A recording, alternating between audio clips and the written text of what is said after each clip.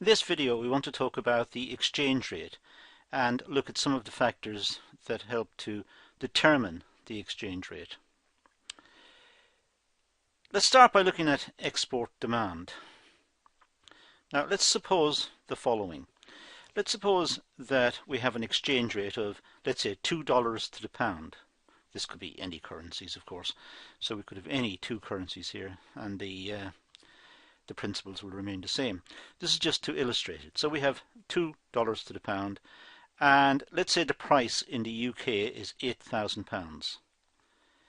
So somebody in the UK is making a product. They must sell it for £8,000. If they do, they will cover their costs, they will make a profit, and they will be successful.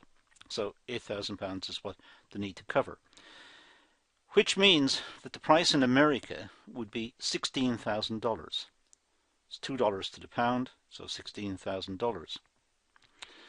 Now let's say the exchange rate was $1.5 to the pound.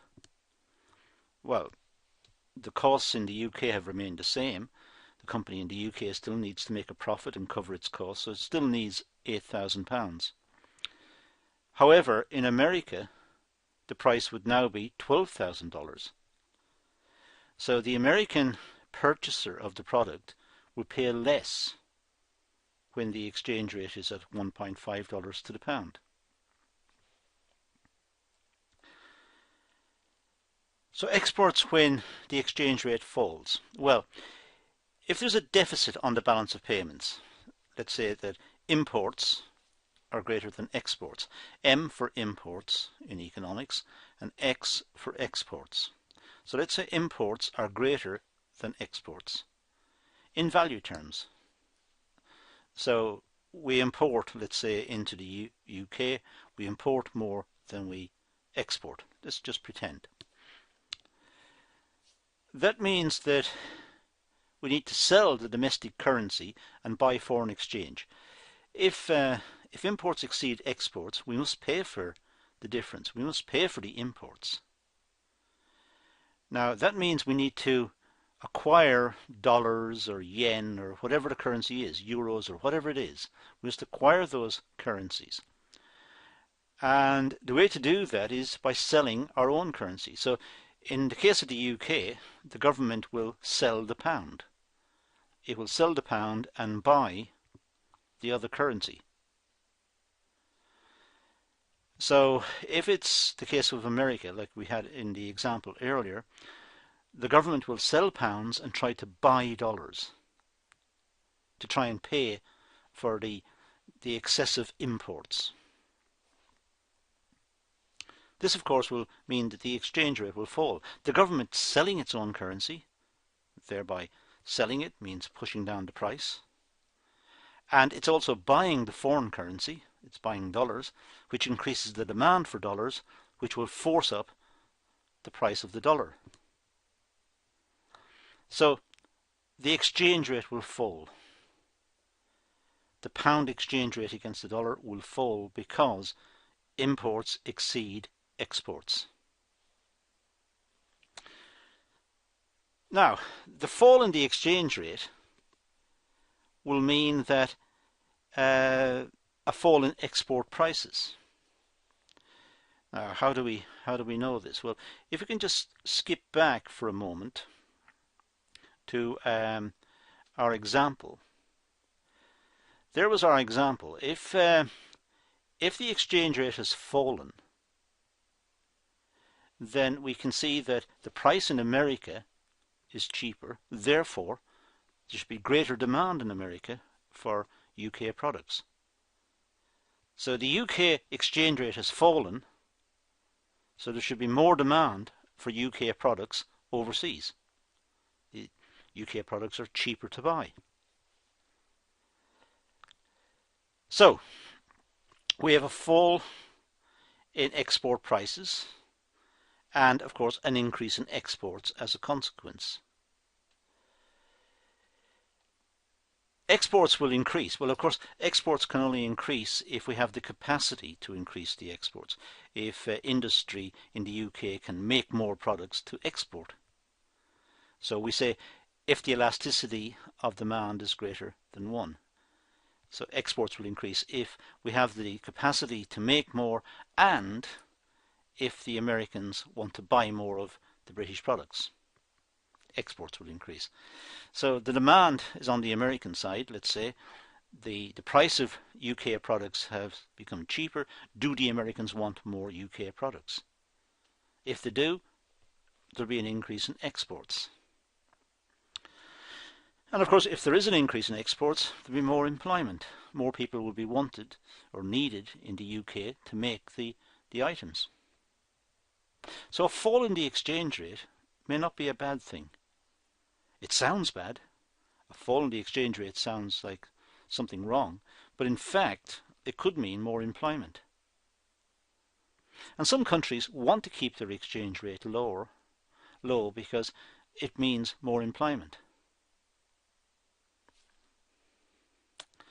Now, import demand. Well, suppose the following. Let's say we want to import something from America. Now, in this case, the American producer needs $1,000. They need to get $1,000 for the product. That means they can cover their costs in America and make a profit. Now, if it's $2 to the pound, in the UK, we'd pay £500 for this product. If you look at the table, it's straightforward. We pay £500. If the exchange rate falls, we'd pay more. We pay £666.67. So a fall in the exchange rate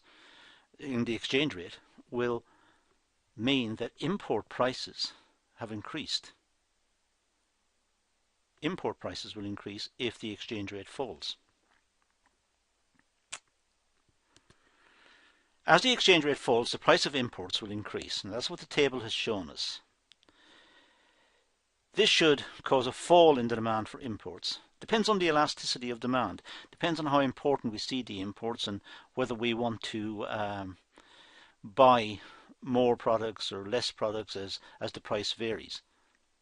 But the fall in the exchange rate has increased the price of imports, so perhaps we want to purchase less imports. So there's a supply and demand for foreign exchange. Supply and demand theory from microeconomics applies in the case of foreign exchange. So the demand for foreign exchange, well, we demand foreign exchange because of the import of goods and services. So we need foreign exchange to pay for the imports and goods and services. We also invest overseas. Companies want to invest and open new branches overseas, and they have a demand for foreign exchange to accomplish that. It may be long-term investment overseas, or it might be just short-term to cover some particular project. But whatever the reason, there is a demand for foreign exchange. We also demand foreign exchange to add to our official reserves. In the case of the UK, the Bank of England want to keep a reserve of foreign currencies. And we use these reserves sometimes to support the currency. The Bank of England might enter the market and buy the pound, thus stopping the pound from falling too much. But also, of course, we need official reserves and backup within the banking system for all sorts of other reasons, not least of which is to make sure that the banking system in total has sufficient foreign reserves to meet our day-to-day demands. But official reserves are what's held by the Bank of England normally to support the currency.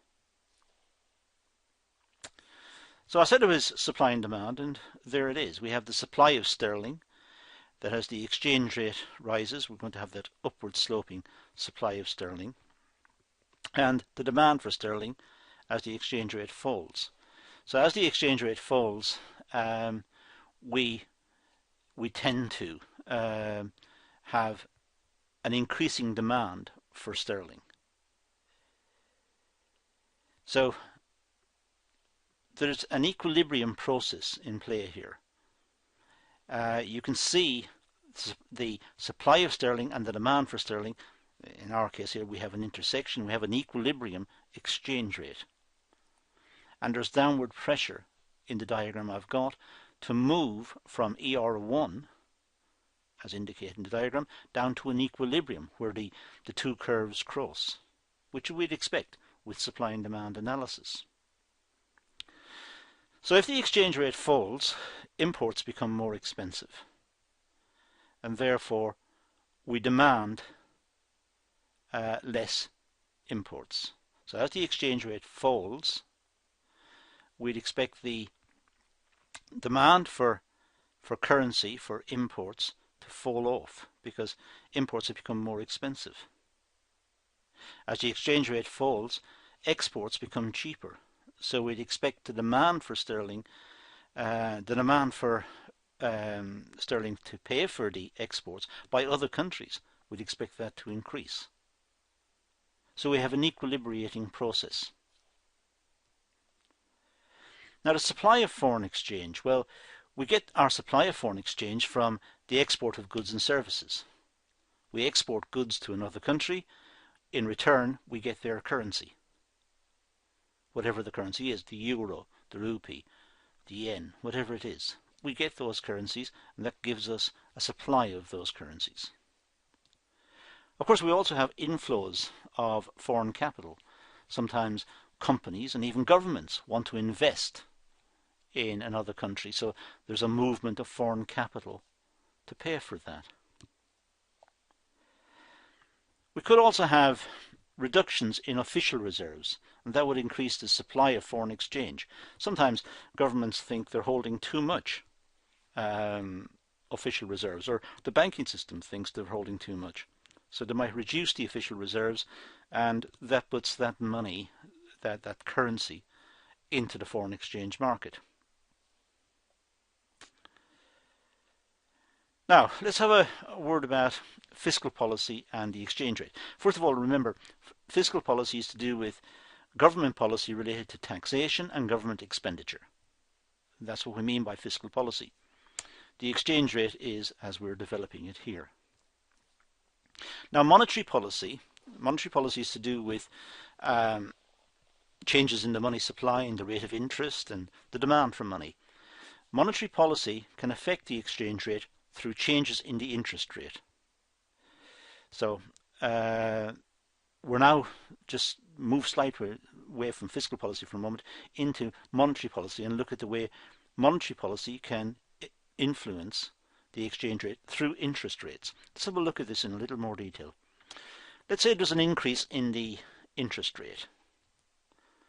Now, that may mean that more foreign currency will flow into the country, because investors in other countries see a higher rate of interest in, let's say, in the UK, so they want to move their money from wherever they're living, perhaps New York, into London, because there's a higher rate of interest. So the higher rate of interest causes a movement of capital. And of course that movement means a greater demand for the currency. Movement of, let's say, dollars into the UK, the dollars are converted into pounds, there's a greater demand for the currency. And of course, therefore, the exchange rate will increase. So a higher rate of interest can lead to an increase in the exchange rate. Now let's look at something called arbitrage. This is when a difference in price for the same good and product in the same market at the same moment in time arises.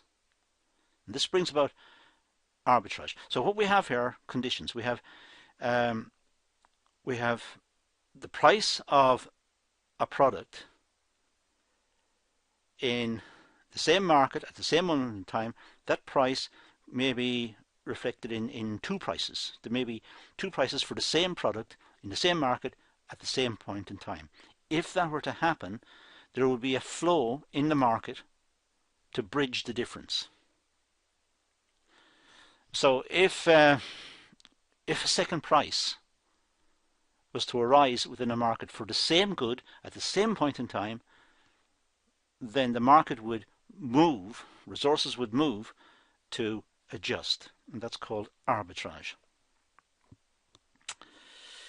Within international markets, there are very large amounts of capital that may be described as footloose. Within international markets, within markets involving Tokyo, New York, Paris, Zurich, London, increasingly Shanghai, and so on. Within that global framework, there's lots of capital that could be described as footloose. It can be moved quite easily. And of course the fund managers who control this money are looking for the biggest return. So it doesn't matter to them where they get the biggest return. If it's coming from Tokyo, it could go to Paris. So it's looking at those flows of capital. And of course, this is easily facilitated nowadays through advanced communication systems and computer systems and so on. The capital is transferred, could be just for a couple of hours. But it's such a vast amount of capital, it's worthwhile.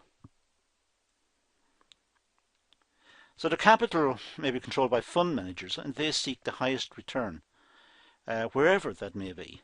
They're looking for the highest return. They're looking for security as well, of course.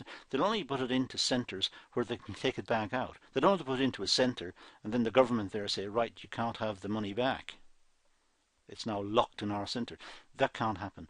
So the centres who participate in this type of system don't trap the money. Capital may move overnight, as I said, in response to a higher rate of return in another country. So the capital may just simply move from one place to another very, very quickly. It's just looking for an arbitrage rate. Now here's a simple example of arbitrage. Well, let's say the relevant rate in London is, let's say, 3%. So a fund manager knows that they can put it into London and get 3%. Just for argument's sake. So short-term money moves from London to, say, to Paris. Paris increases its relevant rate, let's say, to 3.25. So the money will move from London, this short-term money. It'll move to Paris because you're getting an extra 0.25%, and the fund managers want that. It may be just for a very short space of time, but it'll move.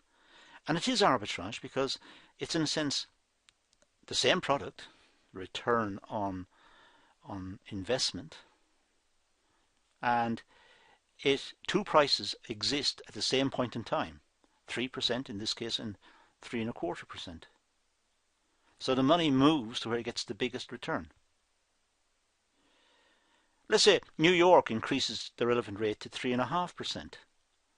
Because money is moving perhaps from New York into Paris and from London into Paris, and perhaps New York doesn't want the money to move out, doesn't want it to go to Paris, so it responds by increasing its rate to 3.5%. In that case, the money will move from Paris now to New York. It was originally in London, but now it's gone to Paris and on to New York because there's a higher rate there. London wants it back, so it may increase the rate to 3.75%. You can see here that there's a process which may lead to higher interest rates because of these money flows. So sometimes governments get involved to try and persuade centres not to increase the rate of interest. After all, an increase in the rate of interest will have an impact on mortgages on houses and on loans that companies have to pay and so on. So perhaps governments don't want the rate of interest to rise. So they'll have to look to stop this arbitrage movement.